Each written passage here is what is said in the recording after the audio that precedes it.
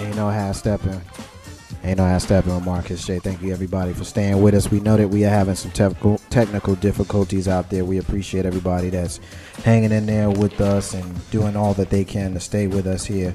Legacy Internet Radio tonight. We appreciate it. It's because of you guys that we're even able to do this show. So we appreciate y'all hanging in there with us and stay with us. We got a great show still coming to you for the rest of the night, and I got a sneaky suspicion that some of the technical difficulties that we had in the first hour will be gone here in the second hour. At this time of the show, we always profile a missing and or exploited child. This week's child is Kadasia Fields.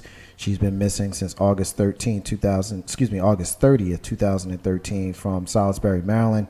Her date of birth is November 24th, 1998, which will make her 14, soon to be turning 15 years old in a couple of weeks. She's a black female, brown hair, brown eyes. She stands 5'6", weighs 135 pounds. There's a couple of photos that we have on all of our social media, so definitely make sure you guys check her out. If you see her, please contact the National Center for Missing and Exploited Children at missingkids.com. Hit them on their website. Or call them by phone at 1-800-THE-LOST, 1-800-843-5678. Please bring home our missing and or exploited children. All right, now at this time of the show, we always like to get into some what the hell, some stuff that literally makes you say what the hell. We kind of teased a little bit of it going into the break. First story I want to get into, we talked about this a while ago. Some of our longtime listeners might remember we got into the story about the guy who sued his ex-wife because she had some ugly kids. He's a man in China. He was pretty sure that she was having an affair when he saw those children, because the children, when they were born, there's 3 of them, and he found them to be highly unattractive. Well, come to find out, his wife, who in his eyes was beautiful, had over $100,000 of plastic surgery in South Korea before the couple even met, which in this particular case, that was what caused the guy to win the case. When we talked about the story, we talked about him suing her. Well, it's back in the news, and we're bringing it back up is because apparently he has won his case. And so let's talk about it. Tony, let's get you in on this one first. Now, I will say this before I get your comment. There is some speculation that this story may be an urban myth, may or may not. There is a photo that's circulating around the internet, 3 of the ugliest kids you ever saw in your life. And a dude and his wife, they're not the most attractive, but you have a hard time believing that the 2 of them produced them 3 ugly ass babies. But whether it's urban myth or not, hey, look, I'm not going to get into. I thought the story was funny, and I think it's worth talking about what the hell, whether it's true or not. So with that being said, what do you think? First of all, everybody knows 2 negatives make a positive. 2 positives make a positive. A negative and a positive, you're taking a chance. Certainly kind of confused now. No. You said that 2 negatives, ugly plus ugly. Oh, okay. Equals cute. Oh, okay. I got you now. You got it? I got you. 2 pretty, mega ugly. Okay. So I want to know on what grounds did he sue her? Like, you can't just say I'm suing her because she's ugly. Like, there has to be some sort of statutory grounds for his lawsuit and the reason for the verdict. Like false pretenses. So she lied about being pretty? She lied about being pretty because she had a whole bunch of plastic surgery. Hey, look, I know I'm reaching. I ain't no lawyer or no judge. I'm just having fun with this. I'm having fun with it. Okay, so let's say that it's real. I would say, I guess that makes sense. But he contributed to that. So how we know the ugliness didn't come from him? Yeah, I guess she should have countersued him. For him being ugly. Big Rube, we don't know if it's true or if it's not true. It's probably not true, but we're having some fun with it. What do you think? Well, you just said ugly plus pretty makes pretty. So if he's ugly... No, ugly plus pretty, you're taking a chance. Well, sometimes you got to roll the dice. It's 50-50. He rolled the dice. He came on the other side. But see, if she was... The thing about it is, I guess what makes your thing flawed, if he was ugly and she was ugly and they came out... They should have cute kids. Yeah, but they came out ugly kids, then that flaws your whole thing. I don't know. First of all, How ugly? I mean, these kids gotta be real ugly to sue. Well, because everybody thinks their kids are the cutest kids on the planet. So No, they're they're hold on. They don't say that public, but some people know they got. Yeah, they got some ugly kids. There's some ugly kids out there. Stop tripping. We know that as outsiders. I mean, you know, everybody got at least one friend with an ugly kid. You never gonna tell them to their face your kid is ugly, but you know, while you having a beer or you drinking some wine, you talking to your friends about, yo, man, that kid is hideous. What you think about this story, dog? If it is true, it's wild. It's wild as hell. But you know what? You know, what goes on like in Asia, a lot of things as far as legalese and the things that people do, it does baffle us. And I guess you could put this on the list as well. Man, that's foul, man. I mean, I don't know, man. I look at it like, how do you come up with the gumption to sue your wife, stating that she bamboozled him because she was ugly, and now we've gotten together and we've made these 3 ugly kids. Dog, you didn't have anything to do with this as well? But I think the question, you know, I mean, that's I don't know, man. It's kind of comical. You know, and a part of me, I'm hoping that it's not a real story. but Kate, I think the question here is, if she was quote unquote pretty, what is she doing his ugly ass? Hey, you love who you love, bruh. I mean, there's a lot of people out here that's bad as hell that walk around with some mud ducks. It is what it is. I And mean, let's move on from this one. Again, who knows if it's real or not? He But went old school. I wanted to have some fun with it. Ain't no hashtag with Marcus J. Dub. I want you on this one first, because you gave me this story about the Aledo High School team accused of bullying. You want to tell us why they accused of bullying, Dub? sure. A couple of weeks ago, in I want to say it was a high school football game. There's a team that won the football game 91-0, and from that trouncing, one of the parents of the kids that lost basically filed charges against the other school, stating that it was a form of bullying.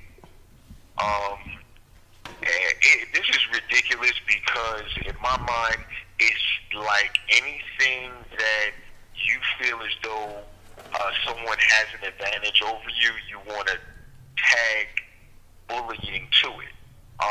Just to kind of give you a little bit of backstory on the game. The game was pretty much over with at halftime. The coach of the winning team actually took out their starters midway through the second quarter and allowed their second and third team players to play for the rest of the game. From halftime on, there was a running clock, and also the coach of the winning team elected to run the ball for the remaining of the game. There were no passes being thrown in the second half, and they still, I believe the halftime score might have been like 56-0, if I'm not mistaken. Yep, and that was they it. still went on to win 91-0. Hey, I subscribe to the notion, get your game up. If you don't want to win if you don't want to lose 91-0, hey, work harder in practice. Tony, what's your thoughts when you hear a story about, and just to kind of, I'm getting this from the Huffington Post. Kata gave me that story when he and I went to Charlotte this weekend to see the Knicks finally win. I wish Carlton Banks was here because he always gets on me for being the bad luck piece to K-Dub. Every time we go together, we typically lose. But we won Friday night before getting our asses embarrassed yesterday at home. But anyway, when K-Dub gave me the story, I looked it up. I found it on Huffington Post, and very, very true story. 91-0 is the loss. 56-0 at halftime, and the coach is calling off the dogs, man. He's running the ball. He's not throwing it. He's doing all he can, and they're still scoring, which, I mean, I won't tip my hand what my opinion is on that. Let me get yours, Tony. Well, the only thing I could think is maybe if she felt the other team, the winning team, was too aggressive. I say that because my son, when he was younger, played Little League baseball. We were down in South Florida, and the parents from the other team, I don't know why they assumed that nobody else spoke Spanish, And they were literally telling their kids, like, kick them and, you know, hit them. Like, they were telling their kids to beat our kids up physically, you know, so that we couldn't win this game. So that's kind of where my mind went initially. But if it's just a matter of they just sucked and lost, then they should throw her out of court and make her pay for everybody's time. I think the reason why Kate kind of chuckled, it wasn't a mom, it was a dad. Oh. Which made it even funnier. Me? Hey, they ran the ball. I mean, to me, it looked like what happened last night with the Cowboys and the Saints. Because the Saints ran the ball in the second half, and they couldn't stop them. And it's not – well, they didn't take their starters out because everybody needs to kick the Cowboys' ass every now and then. But they just kept running the ball, running it straight up the middle. It wasn't anything fun. It was just like, hey, we're just going to run for 290-some yards on this sorry-ass defense, you know. But – look, real talk, your team sucks. The third string could have started on your team. Hey, when you got a good team and you run the ball and you can't stop them, there's no complaining. It'd be different if they started airing it out. But they didn't. They ran the ball right down the field, and it just so happens that third string is better than your first, second, and fourth string. You know, it's better than the parents on your other team. So it is what it is. You got the beat down. Shut up. Move on. You need to bring your game. 804-402-2893 is the number to dial. I agree 100% with Ruben. I am not that dude that says every kid gets a trophy. Hell no. If the team came in last place, I'm not giving my kid a trophy. I'm not going to teach him that, you know, it's good to show up. It's good just to show up. You know, it's good to show up. I'm not doing that. And you're crazy. You know, I mean, I would say that, you know, if we're talking about 5 and 6 year olds, 7 year olds, maybe. But once you get into 8, 9, 10 years old, I'm not for that. And I'm certainly not for that in high school. Bullying, really? I think you out your damn mind, parent. I mean, that's just too bad that your kid is on a team that stinks. What did they do the previous week, and what did they do the following week? I'd be curious. I mean, I guess if we looked it up, if I cared enough, I'd look it up. But I don't really care because they were the number one team in the state. No. I'm asking about the team that lost. I care, and the reason why I care is, you know, do you get your ass beat like this every week? Because if you do, then you have even less to say, you know. But if it just happened to be that one game, if you are competitive, even if you don't have a winning record, but if you're playing competitively against the teams that are beating you, if you're losing 38-21 or, you know, 21-10, games like that, that's one thing, you know. But a team that scored 0 points have a hard time believing that they're scoring any points against anybody. 91-0, yeah, that's bad. But I'd like to know what they were doing in other weeks. Because if they were scoring points and playing competitively, that's even less of a reason for them to be out here tripping. And Tony, can I add something too? Sure. In sports, you know, the comment was made earlier. You know, maybe they should have kind of came up off of the gas. In sports, you walk a very thin line to ask your team to come up off of the gas because at that particular point, you risk a lot of things. One, you risk your aggressiveness, and you also can risk injury as well. You always, whenever you play any type of sport, no matter what level that you play on, you always want your players to play hard and to always go 100%. I mean, you definitely walk a real thin line when you kind of ask, if you would ask your players, hey, you know, don't go as hard as you should or as we require you to do, you know. And can I say one more thing?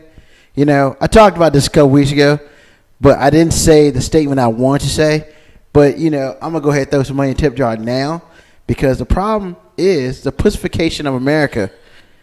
Excuse my language. Not that word, man. Man, it is what it is, Not man. I'm sorry. No, but it's one of those things where parents are teaching their kids to, just come and play and everybody's a winner. No, everybody's not a winner. That's why kids have problems when they grow older because when they lose, they don't know how to handle it. And yes, that's a sorry word, and I apologize for using it, but it's real, and it's so annoying hey, you got a trophy for coming in 8th place. Really? What did you teach your kid? If you're 3 to 8, I got you. I got you completely. But 9 and above, no. There is no way that a kid should get a trophy for coming and hanging out and being terrible. I just don't believe in it. And I think, honestly, that's one of the reasons why these kids can't handle themselves when they get older, and they're unfortunately killing themselves. I just don't think at a young age they don't know how to handle taking an L. And, you know, and I'm going to get destroyed by using the word, and that's fine. But it's one of those things where, you know, if you don't learn how to deal with adversity when you're younger, then, you know, that's why kids get beat up and they go shoot a kid. You get beat up, you get back up, you go to school.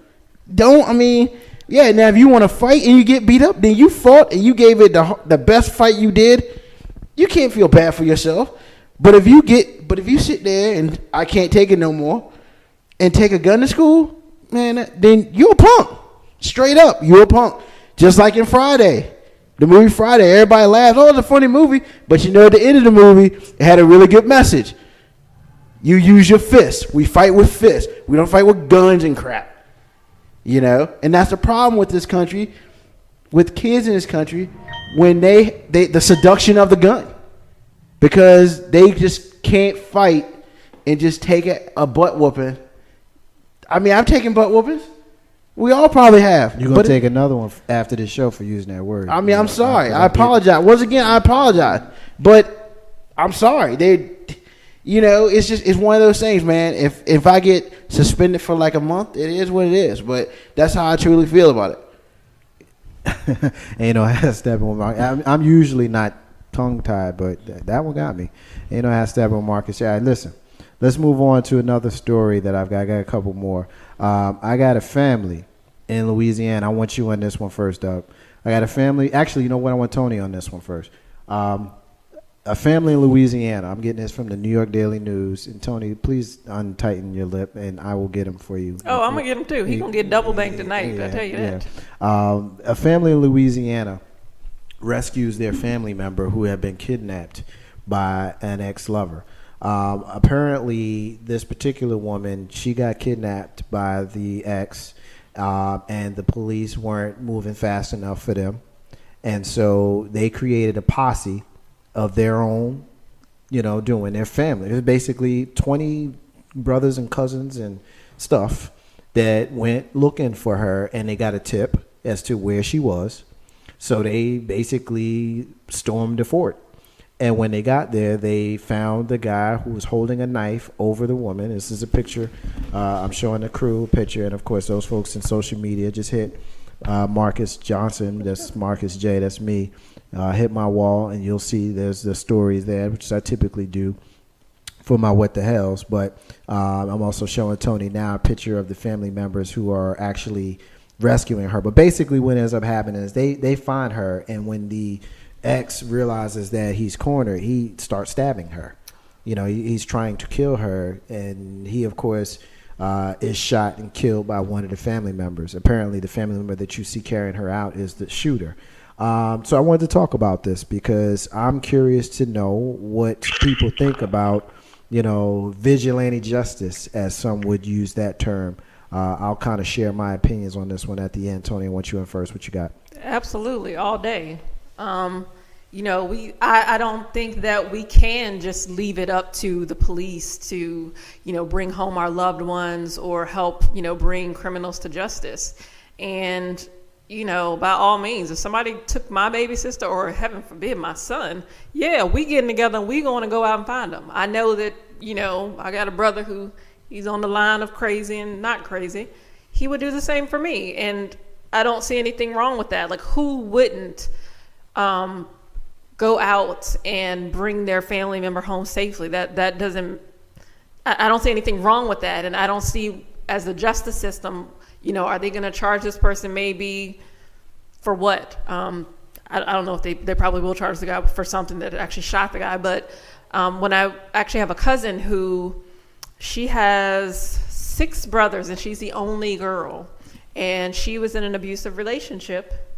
And she called her brothers one night because her husband was on the verge of beating her to death.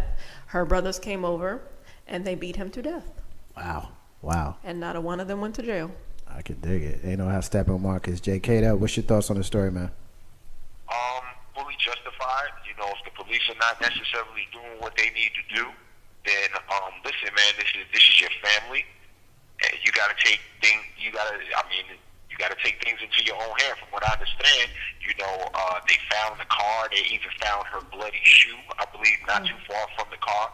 But yet the police didn't necessarily do what they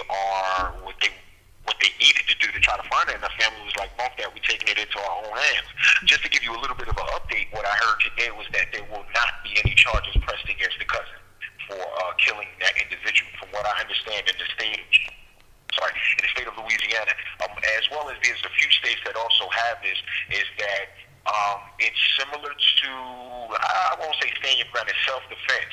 If there's a situation where an individual is not physically to defend themselves, there is a transfer of that right to an individual, and if in fact that individual uses that right and they wind up maiming or killing the perpetrator, then it's justified. So, from what I understand, the young lady is going to recover, and no charges are going to be filed against her cousin or her brother. I believe it was her cousin. So it's an unfortunate situation that they had to take it into their own hands, but luckily enough, they were able to find their relative and and save her. But man, I just can't imagine going through that. Just that one picture that I saw, it's just kind of like, damn, you would do the same thing. I think we do the same exact thing. I think I agree with that last piece, but I'll share mine after Ruben. Ruben, what's your thoughts on the story, man? Hey, man, that's country justice, yo. My family grew up in the country. You can say what you want, but you can mess with the wrong person in a family that grew up in the country, and you can go in the woods and never come back. I'm not saying that my family did that, but I'm just saying that, it's one of those things where, you can't be just putting your hands on everybody, because especially back in the day when one woman used to have anywhere from 7 to 20 kids, you got to know what you're dealing with, number one. 2, you shouldn't be putting your hands on anybody anyway, but let's just be real about this. If you dumb enough to do that, then you better know what you're getting into, because he knew it was a done deal when they walked in there. He knew it, and that's the reason why he was stabbing her. Yeah, because he was just like, well, you coming with me because I know I'm done. Hey, my thing is, police get caught with red tape. It is what it is, but if the family can take care of it, as long as they don't do anything like crazy. I do believe in justice, but I don't believe in crazy. Right. Like, I don't believe in doing things like, like punish, just like slowly taking him out. Now, I don't believe in that. Quick, fast, take care of business, save your family, and move on. I think that the family is 100% justified in what they did here. I don't think that there's any way it would have been appropriate to charge them, but I'll be honest with you, I've seen stranger things happen. George Zimmerman is home right now, and he killed somebody, who was unarmed, who didn't do anything wrong. And, the killer, Jordan Davis, is going on trial soon, and he's justifying shooting into a car full of unarmed boys. So, stranger things have happened, and so I don't know how I would feel if these people would have been charged, but I'm glad that Dub, I didn't know that piece. I'm glad you shared that with us, because I don't know how I would have felt if I'd have heard about these people being charged with some sort of manslaughter or something like that, when their family members being held hostage and stabbed, and they killed a guy that's actually doing it. I think it was justifiable killing. It's sad. It's sad anytime somebody dies, but some folks gotta go. It's just that simple. Some folks just gotta go. It's called justifiable. It's homicide. called justifiable homicide. I agree. Ain't no half stepping with Marcus J. Now, my next story is a sad story. It also involves gun violence. This one's in Detroit. I'm getting this one from CNN. This is about a woman from Detroit who got shot and killed after having a car accident and going looking for help. It echoes the story down in Charlotte, where a couple of months ago, where the guy had flipped his car over and he went door to door looking for help. And when the police happened upon him, they had gotten a call of a burglary, and they ended up shooting and killing. The police ended up shooting and killing him. This is a woman who went to the home of someone to try to get help after having had a car accident. And apparently, the lawyer for the homeowner described the incident as tragic accident, but said that his 54-year-old client is completely justified in everything that he did. Now, the homeowner told police the shotgun accidentally discharged, striking Renisha McBride in the face. This man is believing the girl was breaking into the home, and he's saying the gun discharged accidentally. This is what Lieutenant James Sierwatkowski, the chief detective, was quoted as saying in the Detroit Free Press. Now, the relatives of Miss McBride have complained because authorities have not filed charges against the man who's not been identified. They said McBride knocked on the man's door seeking for help after her car broke down. Rube, I want you in on this one first. Prosecutors are saying they need more information from police before deciding whether to file the charges. A 12-gauge shotgun is being analyzed by the crime lab. Quote, he was woken up between 3:30 and 4:30, and McBride never once said anything or cried for help. This is what one of the homeowner's attorneys is saying. She attempted to get into his house using the front door and also the side door, so that she just scared the hell out of him. This is what the guy's lawyer is saying. So I'm gonna leave it there. I will add that there's a photograph that I've seen floating around the internet of the deceased. She's a black female, and based on the demographics of this neighborhood, although this man has not been identified, the demographics of the neighborhood is a mostly white neighborhood. We don't know if he's a white guy. We just know that he's a 54-year-old male. But I just figured that I would put that out there because, you know me, I ain't afraid to face any kind of situations where there's a story, an issue that has racial chargedness to it. The folks that I have seen attached to this story are usually attached to situations where it's racially charged. So the interest of full disclosure, I definitely wanted to put that out there. That being said, it's nice and set up for you, Ruben. What do you think? You know, last time we talked about something like this, my opinion was completely on, hey, you don't run at cops when they tell you, when they have a gun pointed to you. You know, I don't know how I would have felt. See, I guess first of all, it just sounds kind of, I don't know. It doesn't. Something's not right. I can't put my finger on it. It doesn't sound right. But you know, if she tried to quote unquote get into the house, then you know, you can't just go up and try to break down get into somebody's house, man. You just can't. Let me just. I'm going to question you on that one because you can think about it. What black girl you know at 4:30 in the morning gonna go try to break in some white dude's house in a white neighborhood? Come on, man, really? It's already been documented that she's got car trouble. Now let's just think logically here. I am so sick and tired of playing devil's advocate with stuff like this that that just doesn't make sense. It doesn't make sense. That's why I said it doesn't make sense. There's something missing here. What's missing? I mean, obviously the story that's given to us is not true. Okay, but I mean, I don't always want to err on the side of one versus the other. But when you have a situation where you think about it logically, just think about it logically. What could possibly be when it's documented that this girl had car trouble? That's not in dispute. She's in a neighborhood that she's unfamiliar with, and she goes and she allegedly is trying to break into the house. Does that make sense to you? Once again, I did say it doesn't make sense. Don't. I did, but I'm not gonna sit here and assume some stuff here. Okay. I mean, and I understand you want me to do that, but I'm not going to do that. Right, fair enough. I don't want you to do it, but I also would. Well, I mean, we can bring up the Jay-Z thing. Everybody got mad at him because he didn't automatically do something, and it comes to find out it wasn't Barney's. It was the It was the NYPD. So I mean, I understand what you're saying.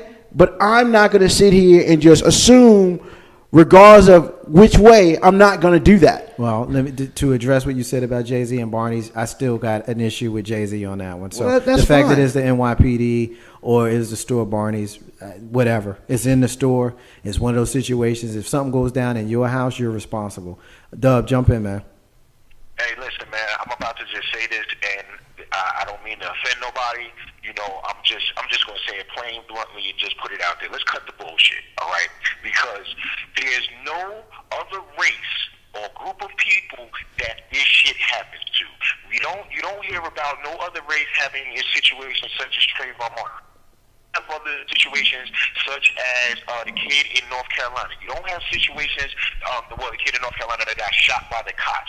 You don't have situations such as homeboy Jordan that was killed because he was in the car with loud music. You don't have these situations with any other culture where homegirl at 3:30, 4:30 in the morning is trying to find help and she gets killed. You don't have these situations such as in New York where predominantly people of color, brown and black, are being stopped and frisked, and they are thousands plus percent innocent people. We all know what's going on, so let's cut the BS and understand what's going on and start putting it out there and start understanding and take a stand and be like, listen, we're not going to have this shit no more, man. You got situations such as the disrespect of us as a people. Look at all of the bullshit that we saw when Halloween came around with all of these racist ass costumes and situations like that.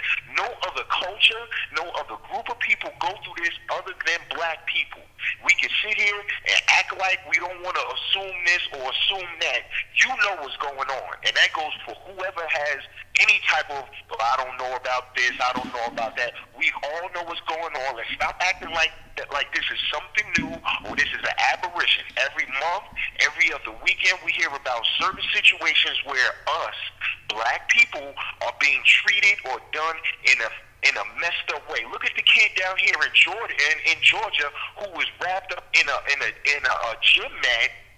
And, his death is just kind of being swept under the rug. And if it wasn't for his parents bringing light to the situation, nationally, this would have not even been heard of. This is not going on in any other culture other than what's happening to us as black people. And I'm tired of every other week we talking about a situation that is affecting us as a people, and everybody want to act like it's a one-off, or we got to really examine it, or listen, man, throughout history, there have been shady stuff that's done, that's been swept under the rug, that's done to us only because of one particular thing.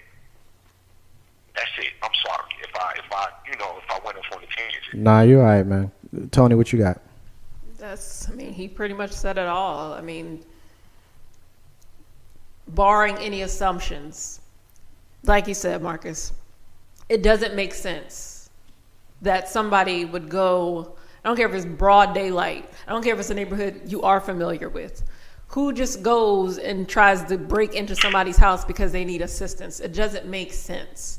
And how do you automatically shoot somebody in the face with a shotgun? Oh, it went off by accident. That doesn't happen. It's a shotgun. Which means he was pointing it at her face. Absolutely. I don't know how tall these people or short these people. I'm not a forensic person either way, but my guess is he was probably pointing the gun at her. And if it went off by accident, it went off by accident while he was pointing the gun at her, which is also questionable because if somebody's standing there, you can see whether they're armed or not. And I don't know if you ever held a 12-gauge shotgun. No, I know. It's not light. Yeah. It's not light. It's not like a handgun. It's not light. It's not like an M16. Is heavier than a 12-gauge shotgun. Again, a shotgun is something you have to physically put some manual effort into to engage it. It's not like an AK where you can just pretty much just stand there and pull the trigger. It's K-Dub said it well. It's a bunch of BS, and it has to end. It has to stop. Care to respond, Ruben, before we move on? Nope. Ain't no half stepping with Marcus J. All right. Last thing I want to get into, I'm going to have a very interesting opinion on this one. This is a Texas guy. I'm getting this one from the rawstory.com. It's a Texas anti-LGBT crusader. He's a member of the Tea Party. He won a election in a mostly black Houston district, mostly black. And how he did it was by allegedly presenting himself as a black man. Now, how did that happen? He's got flyers, he's got pictures, he's got a whole bunch of stuff of black people, posting them up all over the black neighborhoods, even going so far as to have written on one of the flyers that he's endorsed by Ron Wilson. Now, Ron Wilson is a retired black state legislator, but in the fine print on the mailings, it explained that Ron Wilson, who endorsed this Dave Wilson guy, that's the guy who was running, was actually the cousin who lives in Iowa. Now, it's in Houston, Texas. And this white guy, Tea Party guy, runs, never has a picture of himself out there, apparently misleading, apparently. So let's get on this one first, Tony. What's your thoughts? That's just ignorance. Why would you vote for somebody you've never seen in person? You've never seen them speak. You've never heard what they have to say. That's just dumb. So they deserve to be stuck with whatever they have to deal with during his term. Big Roo, what do you think about this story, man? I think the same thing. I mean, how do you vote somebody you've never seen before? There's no excuses for that. Kid up. Microcosm of what we as African Americans or individual voters, I should say, is just a small example of what we do. We don't do our due diligence. We're researching the particular individual.